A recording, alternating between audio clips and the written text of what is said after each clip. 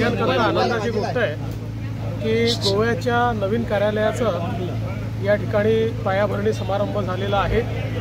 मी गोवा प्रदेशाध्यक्ष आणि गोव्याचे मुख्यमंत्री आणि गोव्याच्या संपूर्ण टीमला मनापासून शुभेच्छा देतो, त्यांचं अभिनंदन करतो। कारण आमच्याकरता पक्षाचं कार्यालय हे आमचं घर आहे, त्यामुळे आपलं घर होताना जसा आनंद होतो तसाच आनंद हे कार्यालय होताना आम्हाला होतो।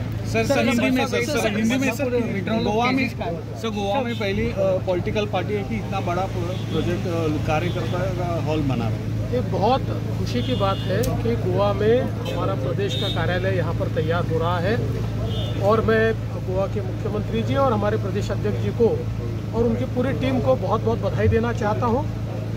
मैं ऐसा मानता हूँ कि कोई भी कार्यालय जो होता है वो हमारे लिए हमारे घर के समान है और इसलिए हमारा घर बनते समय हमको जितनी खुशी होती है उतनी खुशी आज हो रही है। सर 2022